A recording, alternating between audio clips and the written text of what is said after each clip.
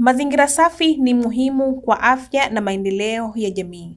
Hata hivyo, wakaazi wa eneo la Chumbuni, mkoa wa Mjini Magharibi, wameendelea kukabiliwa na changamoto ya uchafuzi wa mazingira unaotokana na utupaji wa taka kiholela. ASAM Online TV imefika katika eneo hilo na kushuhudia mrundiko wa taka pamoja na harufu mbaya inayoathiri wananchi katika shughuli zao za kila siku.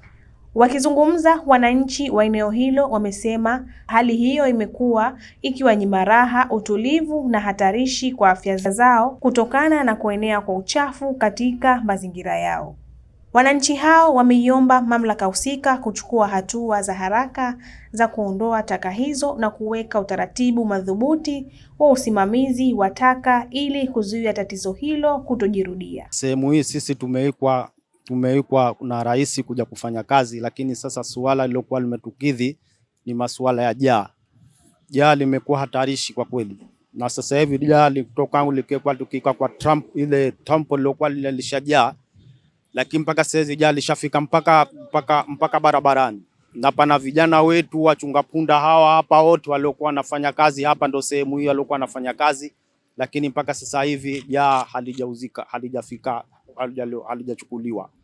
Na mpaka sasa hivi vundo mpaka hospitali linafika. Hospitali kule mpaka sehemu zetu za kazi kama sisi tuliokuwa tunafanya kazi ni kwa pahali kwa kweli hatuwezi kufanya kazi kwa ufanishi kabisa, kwa sababu jaa linatunukia. Sasa tunawaomba viongozi husika waliokuwa wanashughulikia masuala ya jaa basi waje waliondoe jaa hili. Na mimi nasikitika sana kama ni manispaa hupita majumbani, wao wakipita majumbani mtu kama kafanya pana chilizi za maji tu basi wao wanakuchukua na kupiga faini, lakini swala kama hili jaa lilokuwa lishafika zaidi ya miezi mitatu halijaondoshwa na mpaka sasa hivi wao wamekaa kimya. Ina maana swala hili ni hao wananchi wadogo tu ndio waliokuwa wanachukuliwa hatua, lakini viongozi waliokuwa ni wakubwa wanaokuwa wahusika swala hili wao wanalichukulia poa mpaka tukafika swala hili.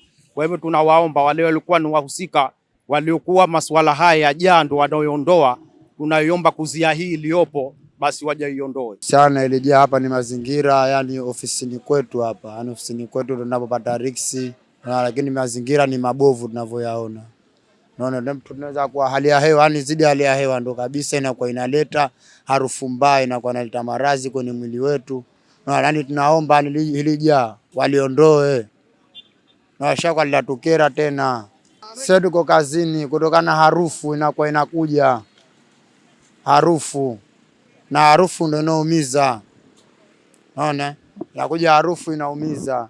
Sasa ndio maana hata sasa nataka lijaa liondoke. Yaani kila likija huku likisogea huku ndo lazidi mpaka tuliposea ofisini kwetu kule. Naomba manispaa zijezolewe maana zinatuathiri hapa kwa sababu watu wanafanya kazi hapo kiwandani.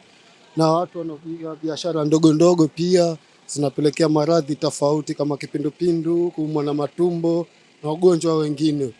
Na watoto hapa wanachezea taka hizi. Naomba serikali ya Mapinduzi ya Zanzibar na Mheshimiwa Rais tunamuomba hizi taka zijizolewe hapa ili tupate usalama. Tunafanya kazi hapa na sisi tunatumia vibarua hapa.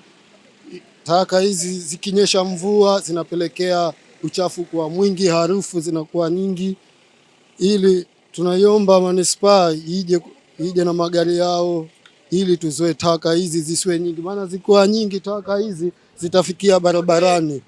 Zitafika barabarani kule itakuwa watu kila mmoja anatupa taka na tupa watoto wanachezea.